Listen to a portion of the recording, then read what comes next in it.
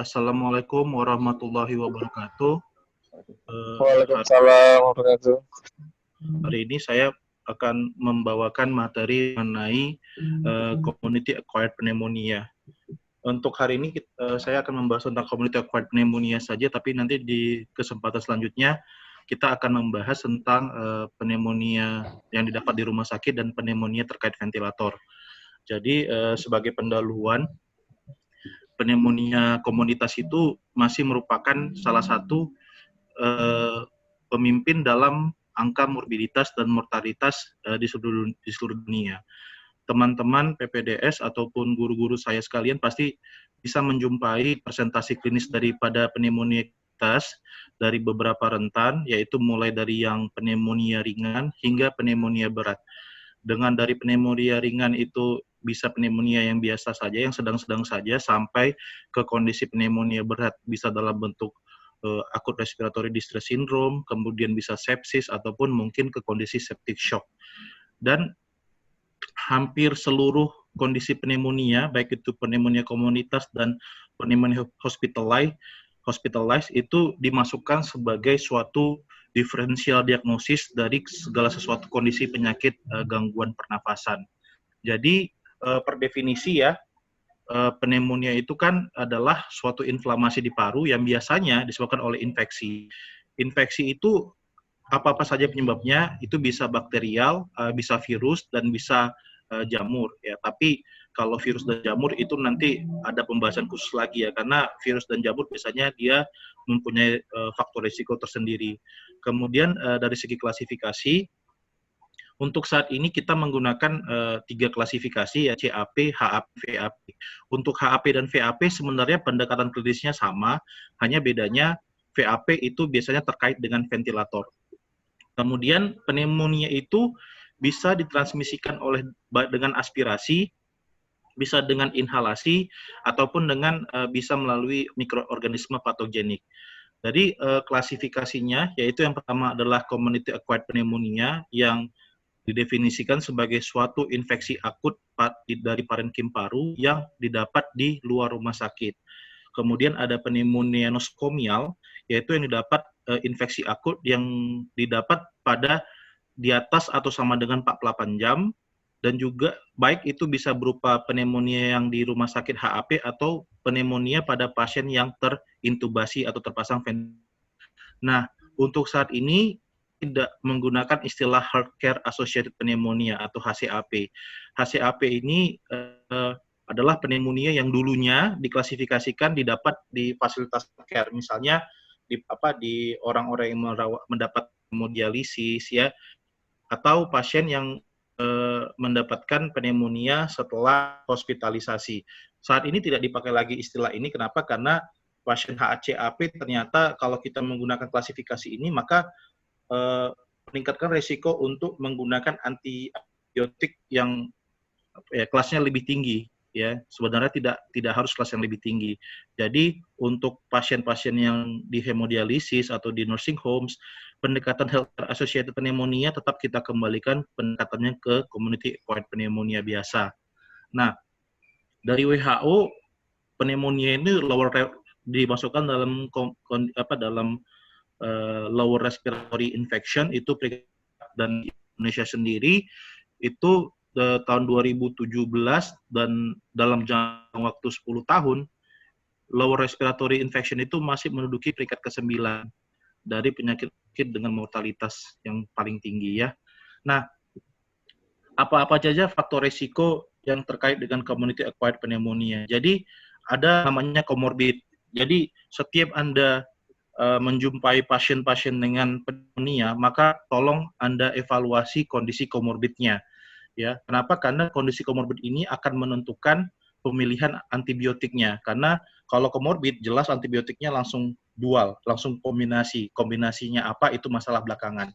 Ya, jadi kondisi komorbid di sini apa-apa saja, yaitu ada pasien dengan riwayat pneumonia sebelumnya, COPD, asma, gagal jantung, diabetes, pasien dengan CVD atau pasien stroke, kemudian pasien-pasien imunosupresi seperti kanker, infeksi HIV, kemudian pasien dengan penyakit hati kronik, pasien dengan penyakit ginjal kronik, dan penyakit-penyakit administrasi.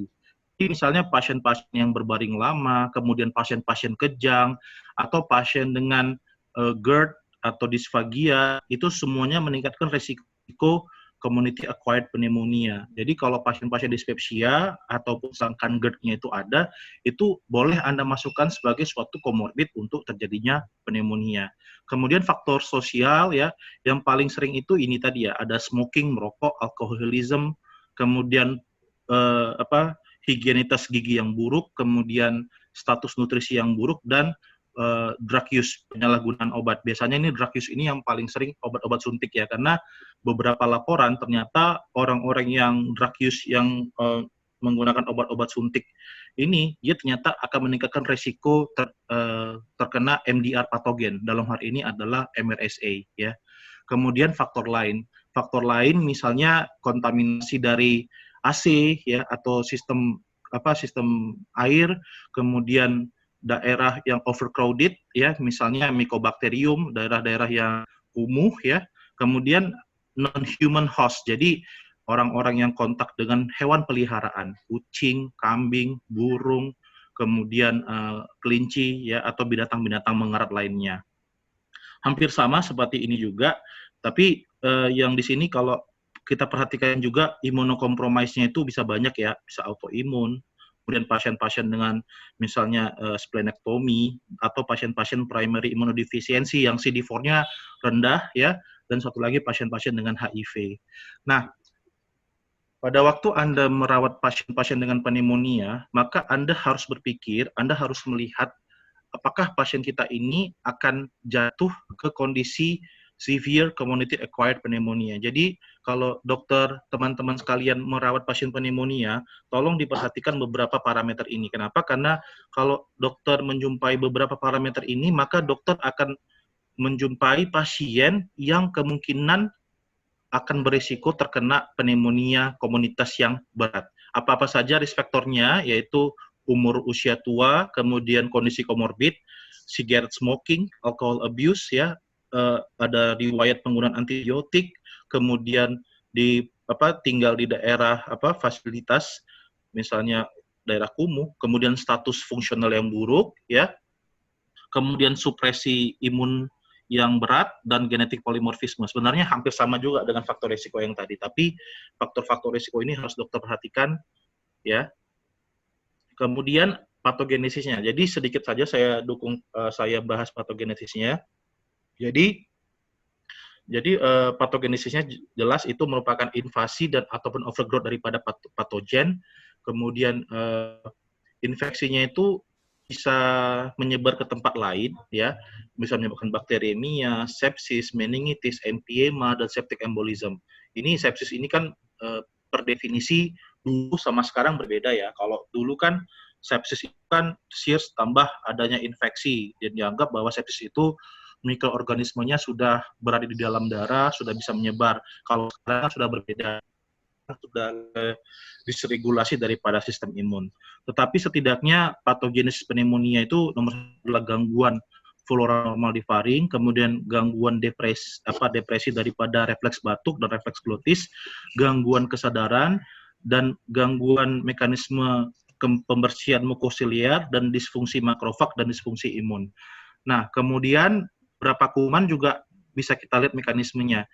Yang paling sering misalnya aspirasi ya. Jadi kalau misalnya ada pasien aspirasi, itu kumannya paling mungkin Haemophilus influenza, gram negatif, dan anaerob.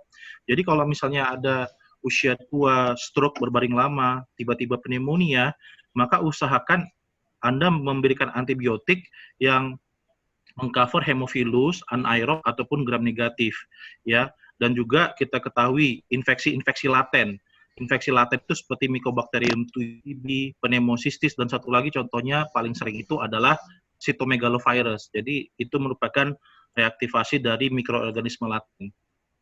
Tapi biasanya kalau reaktivasi mikroorganisme laten ini paling sering dijumpai pada pasien-pasien dengan imunokompromis. Jadi apakah selalu kita memerlukan pemeriksaan mikrobial pada pneumonia? Tidak selalu dibutuhkan. Ya, rekomendasi yang diberikan kapan kita memeriksa mikrobial, yaitu yang pertama adalah pasien dengan CAP berat atau CAP yang tidak responsif terhadap regimen empirik. Dan satu lagi adalah pasien-pasien ICU yang menderita VAP. Jadi terapi empirik itu sebenarnya tergantung tempat kita bertugas, ya. Seharusnya tempat kita bertugas saat ini kita mempunyai pola kuman dan pola resistensi antibiotik sehingga kita bisa memberikan terapi empirik. Kalau kita tidak mempunyai pola kuman, ya terapi empirik yang kita berikan itu berdasarkan konsensus-konsensus atau guideline yang ada dari ITSA, ATOS, ataupun dari NICE guideline. Nah, pada beberapa kasus, kita bisa memeriksa galaktomanan dan beta-deglukan untuk jamur. Galaktomanan itu untuk Aspergillus, beta-deglukan itu untuk Candida, ya.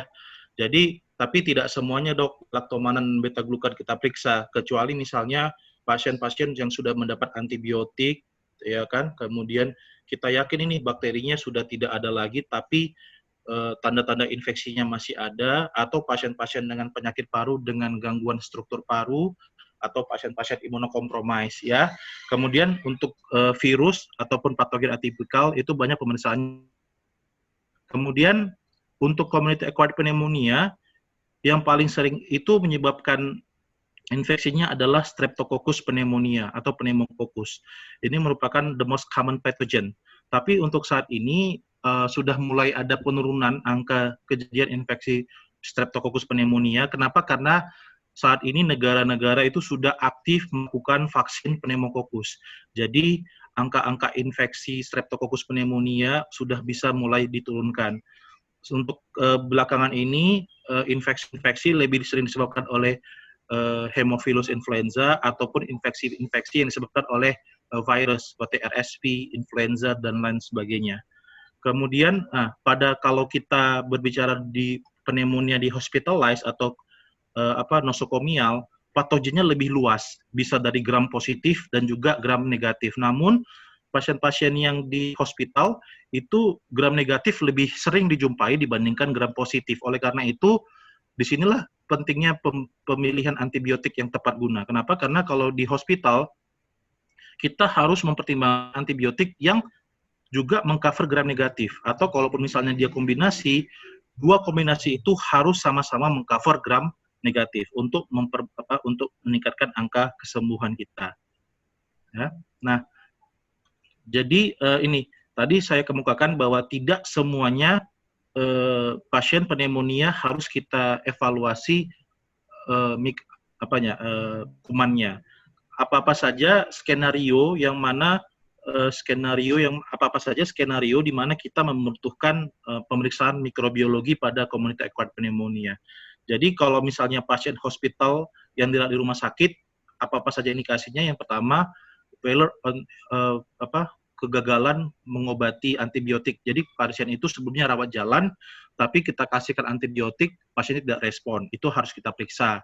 Kemudian severe obstructive or severe structural lung disease. Jadi misalnya pasien-pasien dengan PPOK Gold D atau structural lung disease. Structural lung disease itu misalnya pasien-pasien fibrosis paru, kemudian pasien fibrosis kistik, atau pasien-pasien interstitial lung disease, atau pasien-pasien destroyed lung, pokoknya yang alveolnya sudah rusak, ya, misalnya emfisema juga bisa, ya, atau pasien-pasien efusi pleura. Nah, pasien-pasien efusi pleura ini sebisa mungkin harus kita periksa. Kemudian infiltrate cavity. Infiltrate cavity ini penting, kenapa? Karena infiltrate cavity ini banyak sekali diferensial diagnosanya, bisa infeksi biasa, bisa TBC, bisa keganasan, bisa juga infeksi jamur. Ya, kemudian alkoholisme. Jadi alkoholisme ini juga merupakan faktor risiko. Jadi kalau misalnya ada pasien kayak seperti tadi ya, hospital yang sirosis hepatis, coba kalau kita analisa lebih dalam, ada nggak dia riwayat minum alkohol? Kalau dia ada riwayat minum alkohol, itu high risk sekali untuk infeksi gram negatif. Ya. Kemudian epidemiological factor, jadi faktor-faktor epidemiologi, yaitu MRSA, MDRO, multi drug resistant. Kalau perlu kita periksa virus, dan untuk saat ini seperti other virus, SARS, MERS, hantavirus, coronavirus, ya. Kemudian kasus-kasus berat yang membutuhkan perawatan di ICU, dan kasus-kasus di mana terjadi ketika kita memutuskan untuk mengganti antibiotik ternyata responnya sangat-sangat sedikit atau bahkan tidak ada respon dan pasien-pasien yang mengalami perburukan. Ini merupakan skenario yang mana kita harus memeriksakan microbiological testing. Nah, ini merupakan gambaran daripada patogen yang diidentifikasi. Jadi ini merupakan suatu studi yang cukup besar tahun 2016. Jadi memang hampir semuanya itu baik di rumah sakit ataupun di ICU, rata-rata memang pola kuman itu tidak diketahui. Makanya itulah pentingnya kita memiliki terapi empiris, entah itu di rumah sakit tempat kita bertugas atau guideline. Tapi kalau kalau memang kita lihat dari beberapa tabel diagram ini, memang paling tinggi itu memang Streptococcus pneumonia. Walaupun sebenarnya selama saya sekolah, saya hampir tidak pernah menjumpai Streptococcus pneumonia. Rata-rata yang saya jumpai itu adalah gram negatif seperti seperti Pseudomonas, Escherichia coli, dan lain sebagainya, Staphylococcus ya. Tapi kalau Streptococcus jujur saya agak jarang menjumpainya ya. Nah, sebenarnya dari sekarang kita masuk ke investigasi diagnostik. Jadi sebenarnya investigasi diagnostik ini adalah apa-apa saja histori yang perlu Anda tanyakan pada pasien-pasien dengan pneumonia. Untuk saat ini kan yang paling penting adalah yang poin 4 terakhir ya, travel, perjalanan ke luar negeri. Ya, avian influenza, SARS, kemudian Middle East Respiratory Syndrome seperti yang kemarin sempat heboh ya. Tapi jangan lupakan juga alkoholisme, aspirasi, COPD. Jadi kalau kita memberikan antibiotik, coba lihat pola-pola relatif patogennya yang paling mungkin. Kalau kita COPD, apa-apa saja kira-kira antibiotik yang mengcover kuman-kuman ini, gitu ya. Kalau misalnya dia HIV, kira-kira kalau ada infeksi, tapi infeksinya kok nggak sembuh-sembuh ya, kita memberikan antibiotik. Pikirkan kemungkinan Mycobacterium, pikirkan juga kemungkinan Girovecchi pneumonia, pikirkan juga kemungkinan Aspergillus, infeksi jamur ya, Aspergillus, Cryptococcus, Histoplasma capsulatum, ini semua infeksi jamur, atau pikirkan juga kemungkinan Mycobacterium selain tuberkulosis ya. Kemudian pengguna obat-obatan suntik ya, pengguna narkoba itu biasanya ya tadi saya bilang paling sering itu MRSA. Beberapa literatur ternyata yang paling tinggi itu adalah MRSA, walaupun beberapa juga bisa seperti anaerob ya dan lain sebagainya. Nah, ini nanti saya rasa ini kita harus mempunyai materi tersendiri drug resistant pathogen atau multi drug resistant pathogen. Jadi ini semua harus Anda harus setidaknya tidak perlu dihafal, tapi Anda harus ingat kira-kira apa-apa saja risiko MDR. Kenapa? Karena ini kan misalnya drug resistant Streptococcus, enteric gram negatif, Pseudomonas. Kalau faktor-faktor ini pengobatannya hampir sama, yang berbeda mungkin hanya MRSA. Jadi Anda baca, tapi pengobatan spesifiknya sebenarnya hampir sama ya. Misalnya ini obatnya apa, ini enteric gram negatif obatnya apa, Pseudomonas obatnya apa, ini hampir-hampir sama semua. Yang berbeda hanya MRSA, tapi setidaknya Anda harus memahami dan menguasai ini sehingga nanti ke depannya pemilihan antibiotiknya lebih tepat sasaran ya. Diagnostiknya itu pemeriksaan fisiknya ada tanda dan gejala. Gejalanya itu ada batuk yang produktif, ya bisa juga batuk kering. Biasanya kalau batuk kering itu pada infeksi virus, kemudian demam, nyeri dada, sesak nafas, hemoptisis, kemudian berkurangnya kemampuan aktivitas fisik, nyeri perut, kemudian ada malaise dan non-specific symptom. Non-specific symptom ini biasanya dijumpai pada pasien-pasien dengan geriatri ya. Jadi pasien-pasien geriatri itu agak gejalanya bisa tidak spesifik, jadi kita harus lebih hati-hati mengevaluasi kondisi klinis pasien. Kemudian tanda-tandanya yaitu tadi adanya berkurangnya pergerakan dinding dada, kemudian ada rongki, kemudian suara pernapasan bronkial ya, atau kalau misalnya sudah ada konsolidasi itu bisa berkurang bunyi pernafasannya, kemudian ada limfadenopati, kemudian suhu tubuh bisa tinggi, bisa juga rendah. Kalau limfadenopati ini biasanya paling sering pada TB ya, ataupun pada non TB, atau misalnya pasien-pasien ini merupakan pasien-pasien malignansi. Jadi kan pasien-pasien malignansi juga sering dijumpai infeksi paru-paru.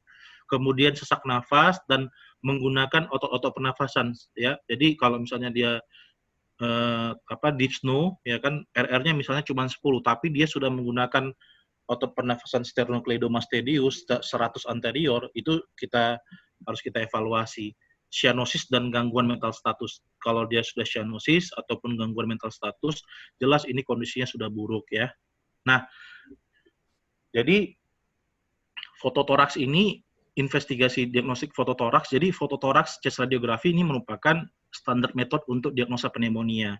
Dan dia bisa membantu kita untuk melihat apakah dia adalah suatu bronkopneumonia atau suatu pneumonia lobaris yang melibatkan satu lobus paru-paru. Dan dia bisa melihat apakah ini suatu kavitasi, apakah ini suatu efusi, atau ada gambaran air bronkogram. Ya. Kemudian further imaging, ya imaging lebih jauh, kita bisa menggunakan ultrasonografi ataupun CT. Ya, kalau misalnya fototoraksnya tidak begitu mendukung, atau fototoraksnya ini masih lama karena masalah ngantri atau apa, Anda bisa menggunakan ultrasonografi. Tapi kalau misalnya fototoraksnya tidak mendukung, Anda bisa melakukan CT scan. Ultrasonografi ini lebih simple ya, karena kita bisa melakukan efisien dan kita bisa langsung melakukannya bedside ya. Tapi yang paling sensitif itu adalah chest CT ya. Kalau ultrasonografi dia lebih cepat, tapi itu sangat operator dependent. Karena kalau misalnya operatornya juga tidak mempunyai kemampuan, maka hasilnya bisa tidak akurat. Kalau kita mampu menggunakannya, maka kita bisa mendiagnosa pneumonia, efusi pleura, pneumotoraks, emboli paru, dan kontusio paru, ya, atau infark paru hanya menggunakan lung ultrasonografi. Nah, ini contohnya. Ini ada contoh saya putarkan. Nah, ini adalah suatu efusi pleura, ya. Yang bawahnya ini adalah paru-paru yang kolaps ya. Seharusnya paru-paru tidak seperti ini. Paru-paru seharusnya tidak boleh seperti ini. Seharusnya paru-parunya kolaps. Paru-paru itu gambarnya agak putih ya. Ini paru-parunya mengalami atelektasis ya. Dan ini yang hitam ini adalah efusi pleura. Kemudian ini Anda lihat. Nah, ini ada dibrin atau ada swirling pattern pada efusi pleuranya. Kalau ada fibrin atau swirling pattern pada efusi pleuranya, ini bisa kita dedeh sebagai suatu emphysema atau suatu hematotoraks, misalnya pasien dengan riwayat trauma dan lain sebagainya. Tapi ini tetap tidak menjamin, ya bisa juga kilotoraks ya. Tapi tetap saja harus kita aspirasi untuk memastikan ya. Jadi ini misalnya gambarannya ya, ada efusi pleura dan ada swirling pattern di dalam kavum pleuranya. Kemudian, nah ini ingin saya gambarkan adalah, nah ini namanya konsolidasi ya dok. Jadi yang tadi ini juga konsolidasi paru-parunya kolaps ya kan. Ini juga konsolidasi. Nah, jadi gini dok, sebenarnya kalau konsolidasi itu bisa memang karena infeksi ada di sini, atau konsolidasinya itu karena penekanan cairan. Jadi karena dia cairannya sudah terlanjur banyak, dia menekan paru-paru, sehingga paru-parunya yang menjadi padat, itu juga kita sebut sebagai konsolidasi. Tapi istilah yang lebih bagusnya itu adalah atelektasis, ya, gitu. Tapi kalau misalnya seperti ini biasanya konsolidasi, bukan atelektasis, karena masih ada bercak putih di sini, ya, sama seperti ini. Nah, ini ada konsolidasi ya, tapi masih ada yang putih-putih ini menggambarkan masih ada air bronkogram, masih ada udara. Dan kemungkinan besar ini hanya infeksi.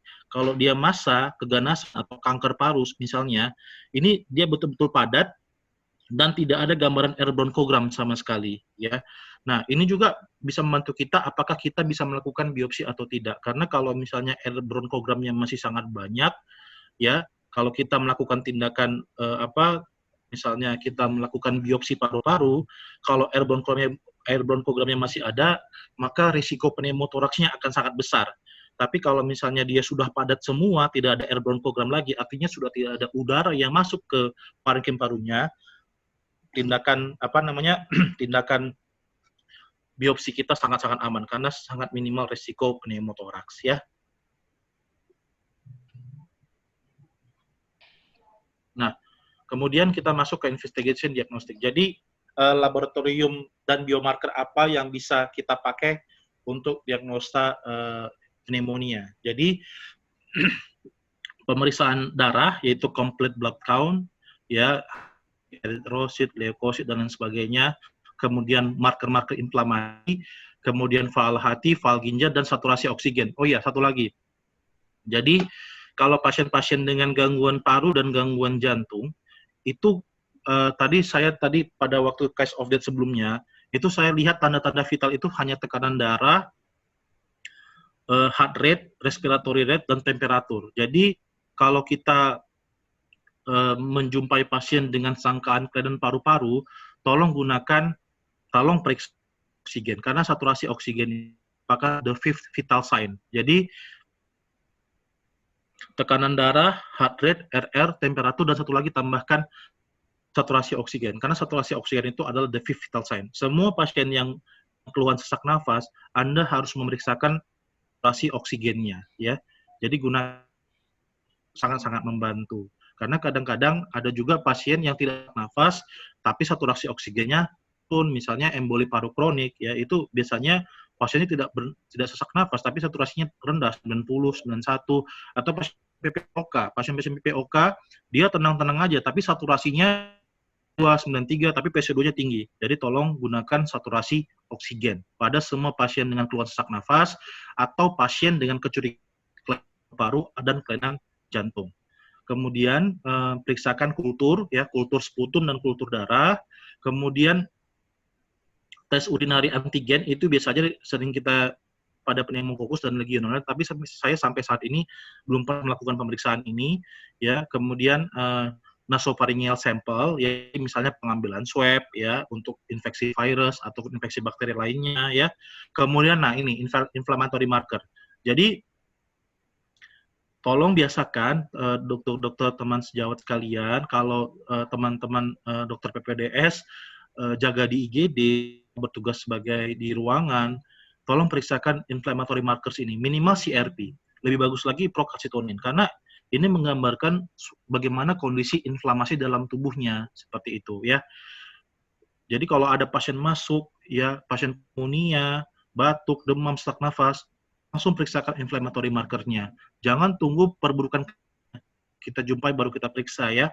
Kemudian kalau pasien-pasien dengan high risk exposure, misalnya pasien yang sering mengganti-ganti pasangan seks, atau histori penggunaan obat-obatan suntikan, atau misalnya pasien bertato, ya, tolong periksakan HIV, kemudian tuberkulosis, dan arahkan juga untuk kemungkinan pneumocystis jirovecii pneumonia, ya. Nah, jadi kalau kita ada namanya jadi kan kalau untuk pasien pneumonia, ya, biasanya kita menggunakan beberapa guideline. Jadi ini yang saya ambil ada beberapa guideline. Yang pertama guideline dari ITSA ATS, satu lagi adalah NICE guideline. ITSA ATS itu biasanya kiblatnya Amerika, dan itu biasanya kiblatnya Eropa. Jadi kalau di NICE guideline sampai kemarin saya lihat mereka mempertimbangkan CRP sebagai pemeriksaan laboratorium yang mendukung. Jadi untuk pasien yang menunjukkan gejala-gejala infeksi saluran nafas bawah, batuk, sesak nafas, kalau Anda yakin itu pneumonia, Anda tidak perlu memeriksa CRP. Tetapi kalau misalnya Anda tidak yakin itu pneumonia, Anda tidak bisa menegakkannya, ya kan, maka Anda harus melakukan pemeriksaan CRP, ya. Nah, kalau misalnya Anda misalnya kan gini, ini pneumonia nggak ya, gitu. Atau dokter bilang, ini mungkin hanya bronkitis. Atau malah dokter bilang, ini kayaknya bukan pneumonia, ini mungkin karena CHF-nya, karena gagal jantungnya. Mungkin karena gagal jantungnya lah makanya dia sesak. Dokter boleh menggunakan pemeriksaan CRP. Ya, walaupun sebenarnya pasien gagal jantung itu merupakan faktor risiko untuk infeksi pneumonia. Tadi kan dokter bisa melihat kan, ya, ada banyak penelitian menilai bahwa gagal jantung merupakan salah satu prediktor mortalitas pada pasien-pasien pneumonia. Jadi kalau kita menggunakan NICE guideline, kita menggunakan parameter ini. CRP di bawah 20, do not routinely over antibiotics. Jadi Anda tidak harus menawarkan penggunaan antibiotik. CRP 20 sampai 100, consider delayed antibiotic prescription. Jadi Anda boleh tunda, tapi Anda lihat bagaimana perjalanan gejala klinisnya. Kalau gejala klinisnya tiba-tiba memburuk, langsung berikan antibiotik. CRP di atas 100. CRP di atas 100, langsung sarankan yang antibiotik. Tapi sekali lagi, ini tergantung clinical judgment Anda. Kalau misalnya CRP-nya hanya 20 atau misalnya 30, tapi sangat-sangat mendukung pneumonia, jangan consider delayed, berikan antibiotik. Karena kita tidak tahu dan klinis ke depannya pasien itu. Walaupun banyak yang digunakan untuk faktor yang tadi saya sampaikan, memperkirakan pasien itu atau tidak. Ya. Nah, ini tadi kan procalcitonin. Procalcitonin ini sangat-sangat membantu kita melihat apakah ini infeksinya itu bakteri. Kalau misalnya pasiennya infeksi, ya kan, sekarang ini lagi heboh COVID-19, ya. Ini pneumonia-nya virus atau bakteri. Tolong periksakan procalcitonin. Hanya pasien pneumonia, procalcitoninnya normal, procalcitoninnya di bawah 2 deh, atau misalnya ini di bawah normal deh. Teman-teman sejauh langsung berpikir, ini tapi kalau misalnya dia pneumonia tapi stoninnya 1 atau 0,75 atau di atas, ya kan? Ini kemungkinan bakteri. Tapi bisa juga kalau dia masih abu, misalnya dia di bawah 1. Ini kemungkinan bisa viral, bisa bakteri, atau bisa kombinasi keduanya. Makanya untuk saat ini semua pasien pneumonia ada baiknya saja virusnya. Kenapa? Karena saat ini si pandemi, ya, gambaran klinis bisa tidak khas, gambaran laboratorium juga bisa tidak mendukung.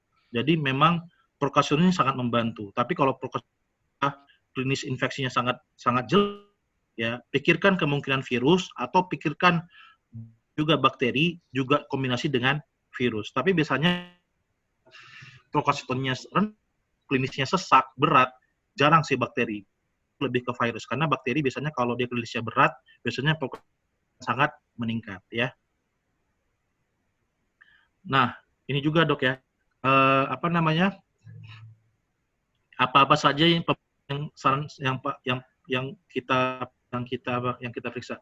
Jadi yang paling penting ini kavitas infiltrat. Dokter boleh baca, nanti akan saya kasih PowerPoint-nya. Jadi misalnya ada infiltrat kavitas ini, pikirkan TB, pikirkan jamur, pikirkan juga suatu MRSA, pikirkan. Jadi kalau ada infiltrat kavitas, karena kita endemis TB, dokter men-treat sebagai suatu TB. Ternyata minggu dokter foto ada perbaikan, fix suatu TB. Tapi ternyata dalam 2 minggu pemberian obat tidak ada respon, ya akan perburukan. Saran kita apa? Saran kita adalah CT scan, ya kan? Kemudian kita tunggu hasil kultur, atau perlu tindakan lebih invasif seperti bronkoskopi atau tindakan transtorakal lung biopsi, needle aspirasi, ya. Kemudian ICU ini semuanya harus diperiksa, dok, ya.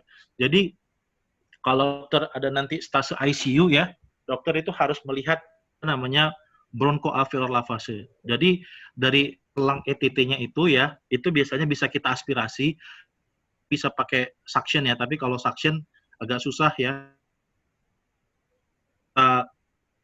Jadi bal itu kita masukkan selang bronkoskopi, kasih NaCl, habis itu kita suction lagi. Jadi itu lebih akurat lagi, ya. Kenapa? Karena kita langsung mengambil cairan di bawahnya.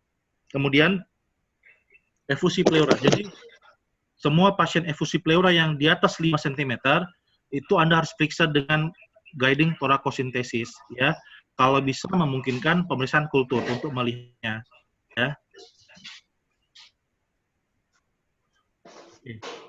Ini juga hampir sama, ya.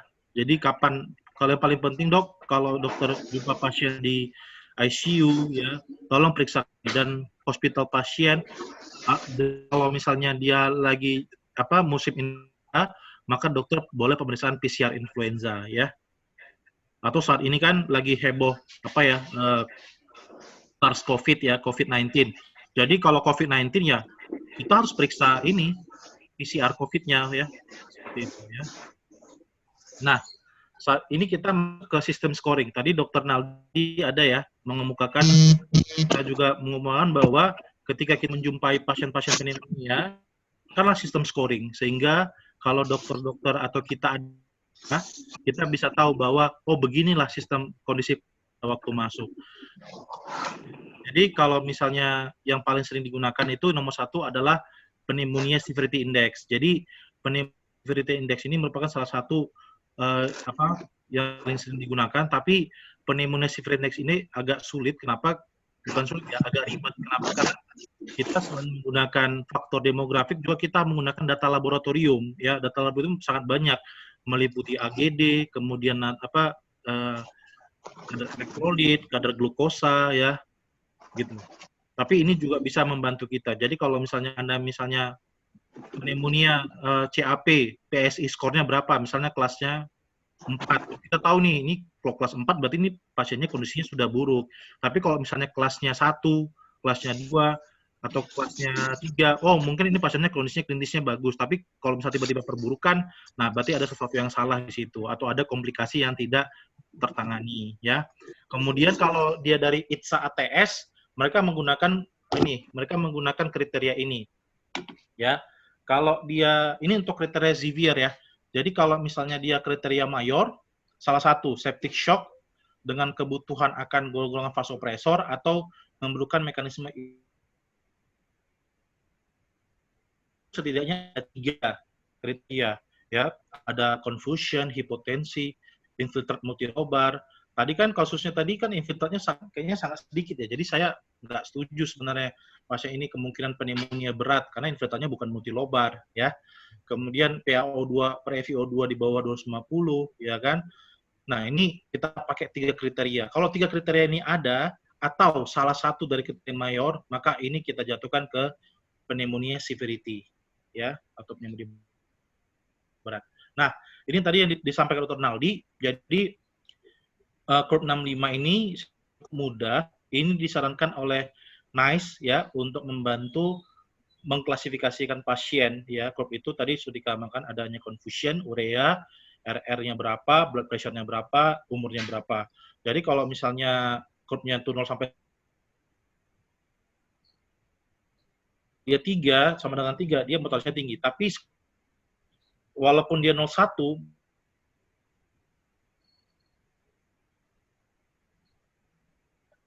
sekali lagi ini sangat tergantung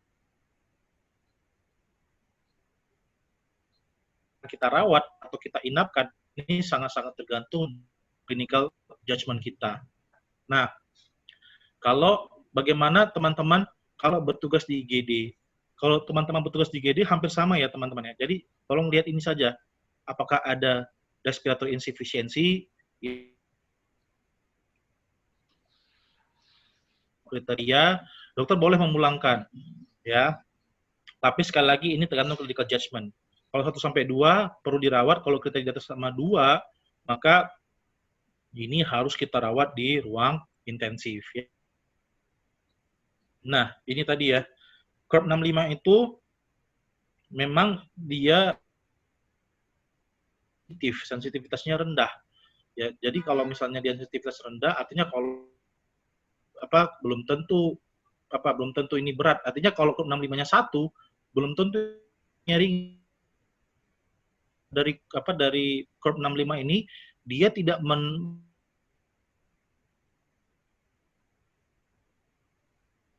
apakah ada pneumonia low baris atau tidak, bagaimana apakah ada kondisi penyakit penyakit komorbid yang semakin parah, dan apakah pasiennya mampu mengkonsumsi obat-obatan. Jadi kalau misalnya CORP 65-nya 0 atau 1 boleh pulang, tapi physical judgment-nya kalau Anda menjumpai ini atau Anda agak sangsi dengan kondisi klinis pasien, Anda boleh menyarankan untuk dirawat.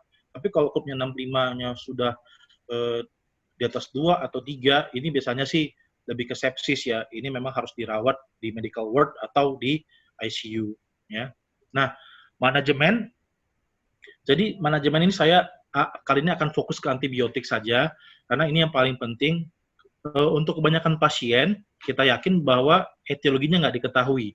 pada waktu penegakan diagnosis. Sehingga terapi empiris itu sangat kita sarankan, dan terapi empiris itu ditujukan ke patogen yang sangat-sangat mungkin, ya. Patogen yang sangat-sangat mungkin menyebabkan community acquired pneumonia itu sangat bervariasi, tergantung dari kondisi epidemiologi dan faktor risiko juga untuk terinfeksi MDR atau drug resistant patogen, ya. Untuk pasien-pasien dengan pneumonia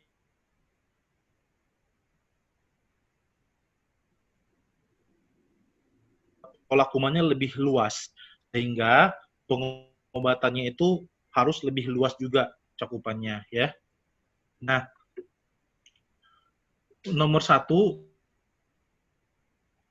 ya, sebelum pada waktu pasien itu dirawat, tolong juga itu pada populasi yang memang berisiko. Kemudian tadi kan saya sampaikan bahwa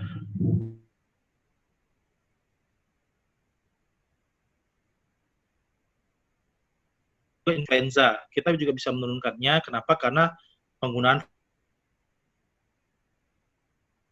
menghentikan merokok harus dilakukan pada semua pasien. Kemudian pasien-pasien dengan pneumonia berat atau sepsis, selain antibiotik yang harus diberikan dalam waktu 1 jam, tolong perhatikan resusitasi cairan, terapi oksigen, dan supportive treatment-nya. Resusitasi cairan sangat penting. Kenapa? Kalau pasien sepsis, itu sering terjadi dehidrasi, ya kan? Jangan nanti antibiotik kita sudah adekuat, sudah benar, tapi cairannya masih kurang. Atau antibiotik kita sudah benar, tapi terapi oksigen kita tidak suportif. Misalnya pasiennya itu sudah kita kasihkan antibiotik, tapi pasien itu sesak nafas, kita biarkan saja dia pakai NRM, non-ribitrimaz, saturasinya masih 88, 87, jelas itu tidak akan membantu, ya. Dan antibiotik inisial harus berdasarkan terapi empiris, ya. Nah, untuk pengobatannya nanti ada saya pembagian antibiotiknya itu ada 2. Nanti saya yang membahas dari NICE guideline, kemudian nanti dari ITSA ATS. Yang paling masuk akal sih yang sering kita pakai sih yang yang ITSA ATS, ya. Kalau dia tadi low severity atau grupnya itu 01, ya, kita sarankan pemberian antibiotiknya itu single dan pemberiannya itu selama 5 hari, ya. Tetapi kalau misalnya pasien itu simptomnya sudah perbaikan tapi masih ada gejalanya atau mungkin tidak ada perbaikan yang signifikan, dokter bisa menambahkan antibiotiknya lebih dari 5 hari, bisa sampai 7, 10, maksimal 14 hari, ya. Nah, do not routinely over antibiotics pasien dengan low severity. Jadi, pasien-pasien dengan pneumonia ringan jangan dokter rutin tawarkan fluoroquinolone, ya, kecuali tadi kita sepakat ya pasien dengan penyakit dengan gangguan struktural lung disease, ya, itu dokter boleh, atau dual antibiotik terapi. Jadi kalau misalnya pasien low severity, pasien dipoli, jangan dokter kasih cefixime dan azithromycin, jangan, itu tidak inappropriate, ya. Benar tapi tidak inappropriate. Sembuh pasiennya sembuh tapi itu tidak inappropriate, ya, tidak tepat sasaran. Atau pasiennya itu cuma batuk ringan, dokter kasih levofloxacin, moxifloxacin, jangan. Ya, dokter lebih prefer antibiotik yang lain, ya. Kemudian pada kondisi yang moderate dan high severity yang skornya 2 gitu, ya, atau 2 ke 3, nah antibiotiknya bisa selama 7 sampai 10 hari gitu, ya. Dan boleh menggunakan dual antibiotik. Ya, bisa dengan amoxicillin dan macrolide, kemudian amoxicillin clavulonat, ya kan. Dan pasien-pasien dengan high severity dan macrolide, ya. Nanti kalau beta-lactam macrolide ini juga digunakan pada ITSA dan ATS. Nah, bagaimana dengan hospital acquired? Jadi hospital acquired antibiotiknya itu harus ditawarkan atau diberikan sesegera mungkin dalam waktu 4 jam, ya. Dan pemberian antibiotik ini harus berdasarkan lokal microbial pathogen. Jadi kita harus punya pola kuman. Kalau kita tidak mempunyai pola kuman, gunakanlah antibiotik empiris berdasarkan guideline, ya. Dan hospital acquired, gunakanlah consider 5 sampai dengan 10.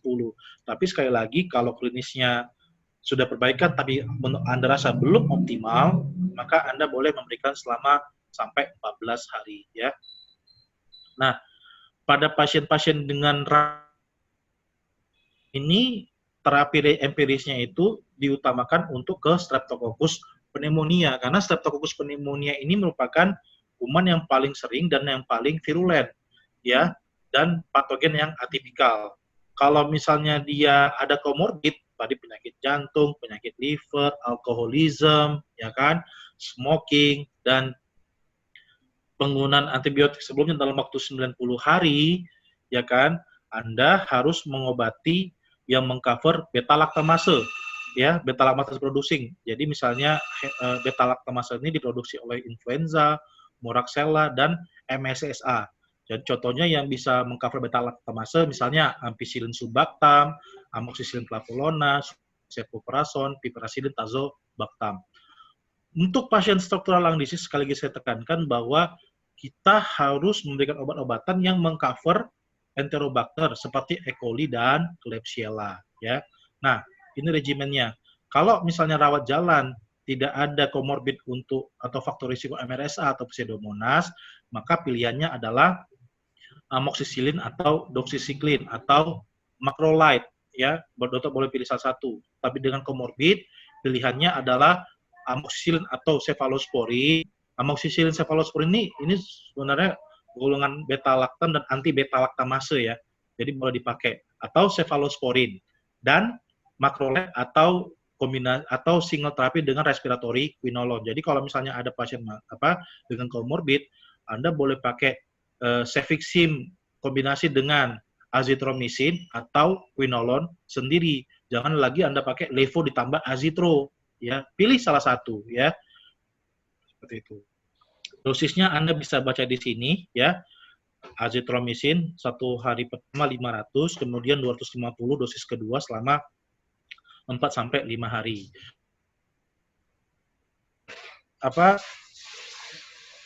Bagaimana cara kita memilih antibiotik ya? Ini yang terbaru dari up to date. Jadi kalau kita nomor satu tetap apakah ada komorbid atau tidak. Kalau dia tidak ada komorbid, ya kan, dia bisa menggunakan apakah ada alergi penicillin atau tidak. Kalau dia tidak ada, Anda boleh menggunakan amoxicillin, ya kan, plus salah satu dari misalnya macrolide atau doxycycline saja. Kalau misalnya dia ada alergi apakah dia ada alergi, ya pilih apakah dia bisa menggunakan cephalosporin atau tidak. Kalau dia tidak bisa, gunakan fluoroquinolone. Begitu juga dengan seperti ini. Kalau dia ada structural lung disease, pilihannya adalah quinolone. Kalau dia tidak ada structural lung disease, bisa respiratory fluoroquinolone atau golongan levamulin, ya, seperti itu. Ini dosisnya ada di sini, ya. Kemudian, nah ini, pada pasien-pasien, jadi kalau di saat tes terbaru, untuk HAP dengan CAP dengan rawat inap dengan CAP pada rawat ICU itu hampir sama pendekatannya. Hampir sama pendekatannya. Tapi dia kalau dia pada rawat ICU dia lebih agresif di anti MRSA-nya ya, seperti itu. Jadi kalau misalnya ada pasien yang non severe pneumonia dirawat, pilihannya adalah beta-lactam macrolide atau single respiratory fluoroquinolone. Kalau misalnya pasien itu dengan ada riwayat atau ada faktor risiko untuk terkena Pseudomonas, maka pilihan beta-lactamnya harus mengcover Pseudomonas aeruginosa gitu. Jadi apa-apa saja cephalosporin yang bisa mengcover Pseudomonas aeruginosa, Anda lihat di bawah bisa pakai piperacillin tazobactam, bisa pakai cefepime, bisa pakai ceftazidime, bisa pakai imipenem, bisa pakai meropenem atau bisa pakai aztreonam. Kemudian kalau memang pasien itu di tempat rawatannya dengan angka MRSA yang tinggi, maka atau pasien itu dengan historinya memang atau ada rapid nasal PCR yang memang hasilnya MRSA positif, maka dokter boleh menambahkan antibiotik untuk MRSA. Dalam hal ini pilihannya bisa vancomycin atau linezolid, seperti itu ya. Jadi pemilihan antibiotiknya itu seperti ini, Dok. Jadi jangan memberikan antibiotik dosis tunggal. Misalnya tadi pasiennya tadi itu kan HE ya, hepatic encephalopathy. Pilihannya itu standar regimennya harusnya apa, Dok? Beta-lactam plus macrolide atau respiratory fluoroquinolone, bukan cefotaxime. Kalaupun Anda memakai cefotaxime boleh, tapi harus ada kombinasi dengan macrolide ya. Karena dia memang faktor resikonya itu adalah ada pseudomonas ya. Kenapa? Dia kan ada penyakit komorbid, dirawat. Jangan pakai cefotaxime ya. Beta-lactamnya kita ganti menjadi apa? Kita pakai ke golongan piperacillin tazobactam atau cefepime atau ceftazidime, ditambah misalnya pakai levofloxacin. Seperti itu ya pola pikirnya ya. Jadi prinsipnya begini, Dok. Pengobatannya itu bisa beda-beda, tapi yang penting pola pemikirannya sama, Dok. Dokter mau pakai meropenem boleh, mau pakai cefepime boleh, mau pakai ceftazidime boleh, mau pakai piptazo boleh, tapi pola pikir kita harus sama. Jadi jangan berbeda-beda, Dok. Pengobatan antibiotik itu bisa beda-beda, Dok. Dari guideline A beda, guideline B beda, guideline C beda, tetapi yang paling penting adalah bagaimana pola pikir kita untuk memberikan antibiotik, bagaimana pendekatan kita untuk memberikan antibiotik. Karena kalau antibiotik kita inappropriate, jelas itu akan merugikan pasien, ya, seperti itu. Nah, ini bagaimana pendekatannya ke medical ward. Ya, nanti dokter boleh baca, ya. Jadi kalau misalnya pasien itu datang, apakah ada faktor risiko pseudomonas? Kalau risiko pseudomonas ada, dokter boleh pakai levofloxacin plus aztreonam. Atau levofloxacin plus cefepime atau ceftazidime atau golongan meropenem, seperti itu ya. Kalau misalnya dia, atau dokter juga boleh tambahkan aminoglikosida. Tapi kalau misalnya aminoglikosida kita tambahkan juga ya kan, misalnya aminoglikosida itu seperti gentamisin, kanamisin ya. Itu biasanya kalau pasien itu high risk untuk MRSA atau pseudomonas. Jadi kalau pasien-pasien high risk MRSA atau pseudomonas, kita itu memang harus lebih agresif ya.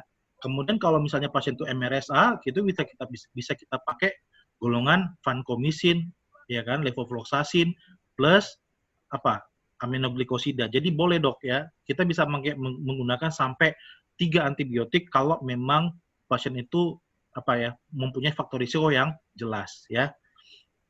Jadi kalau misalnya pasien itu pernah dirawat sebelumnya dalam waktu misalnya kemarin saya masih ingat ya, ada pasien SLE misalnya ya, pasien itu baru dirawat di rumah sakit, dirujuk ke kita, premiumnya berat, dokter boleh nggak pakai cefepime atau meropenem atau piperacillin tambah levofloxacin? Boleh ya. Kalau klinisnya memburuk, dokter boleh nggak mengkombinasikan dengan aminoglikosida? Boleh seperti itu ya. Jadi antibiotiknya tidak baku, Dok, tapi setidaknya pola pikirnya harus dapat, dan pola pikir kita harus sama dalam pendekatan ke antibiotik ya. Nah, kalau ini dirawat tapi tidak mempunyai faktor resiko pseudomonas atau MRSA, dokter jangan buru-buru ini, jangan terlalu agresif. Pilih saja yang beta-lactam anti pseudomonas atau respiratory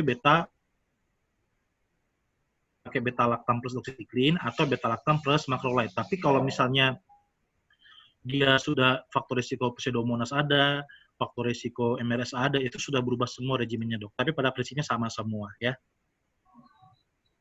Nah, ini faktor-faktor risiko pseudomonas. Jadi imunosupresi, structural lung disease, COPD, recent antibiotic use of any kind, biasanya 30 hari. Ada beberapa literatur, biasanya 3 bulan. Ada juga beberapa literatur mengatakan 4 bulan. Kalau MRSA apa saja? End-stage kidney disease, injection drug disease, emphysema, imunosupresan. Jadi kalau misalnya pasien-pasiennya itu imunosupresan, pneumonia berat, dokter boleh menggunakan obat-obatan yang mengcover. Jadi dokter bisa agresif menggunakan vancomycin, kombinasi dengan meropenem, kombinasi dengan amikacin, boleh. Dokter menggunakan vancomycin, kombinasi dengan meropenem, kombinasi dengan levofloxacin, boleh. Tapi harus sesuai dengan faktor risiko, dan dokter mempunyai alasan yang. Apalagi, Dok, ICU itu do not use monoterapi. Ya, jangan menggunakan monoterapi. Jadi kalau misalnya ICU itu apa saja? Tadi pasien yang septic shock ya, atau pasien dengan on-venti, atau dia yang pasien dengan 3 kriteria minor, itu rata-rata harus membutuhkan admisi ICU. Jadi kalau pasien itu cuman dirawat di ICU, dokter jangan menggunakan single monoterapi. Misalnya dokter memberikan meropenem single, jangan. Kecuali itu empirik ya. Kecuali itu definite, kalau boleh. Tapi kalau empirik jangan, ya. Tapi ini in case memang dia dirawat ICU karena pneumonia-nya, bukan karena yang lain, ya. Kalau misalnya dia memang sepsis pneumonia, ya, dan dia memang dirawat di ICU karena pneumonia, do not use monoterapi. Tapi kalau dia misalnya dirawat di ICU karena memang pasca kondisi hemodinamika nggak stabil, misalnya dia CHF, ya, dia dirawat ICU, tapi pneumonia-nya yang mild atau moderate, dokter boleh menggunakan monoterapi, boleh. Tapi kalau dia memang murni dirawat di ICU karena pneumonia-nya utamanya, jangan menggunakan monoterapi, ya. Seperti itu. Nah, pendekatannya hampir sama, Dok, seperti yang tadi pada ward atau ruangan. Yang membedakannya sini hanya kita tidak menggunakan single terapi. Walaupun dia tidak resiko untuk MRS atau Pseudomonas, di sini kita langsung menggunakan kombinasi. Bisa pakai beta-lactam plus macrolide, beta-lactam anti-Pseudomonas plus respiratory fluoroquinolone. Jadi ini fleksibel, Dok, ya. Jadi dokter bisa pakai beta-lactam macrolide, beta-lactam fluoroquinolone, ya. Alasannya apa? Dokter bisa lihat di box B dan box A, ya. Nah, jadi memang rata-rata kita menyarankan 5 hari, bisa 7 hari, dan pasien-pasien severe itu bisa sampai 10 hari, dan kalau dia Staphylococcus aureus dan dia gram negatif, bahkan ada yang menyarankan 14-21 hari. Tapi saran saya sih maksimal 14 hari ya. Di atas 14 hari kalau nggak respon, berarti memang bukan itu penyebabnya, atau mungkin ada infeksi yang lain, ya. Nah, pencegahannya tadi influenza dan pneumococcus, smoking cessation, pasien-pasien imunokompromis harus menghindari close contact dengan pasien-pasien yang memiliki infeksi saluran pernapasan bawah, dan konsumsi alkohol harus di stop. Nah, ini kriteria memulangkan pasien, temperaturnya jangan lebih tinggi dari 37, RR-nya jangan lebih dari 24, saturasi oksigen, ya, di bawah 90 jangan dipulangkan, ya, dan dia tidak bisa makan ataupun status mentalnya masih belum bagus, ya, jangan dipulangkan. Dan ini merupakan gambaran klinisnya, artinya kalau pas itu pneumonia, apalagi pneumonia berat, dia itu bisa kembali sembuh total itu, feel back to normal itu setelah 6 bulan.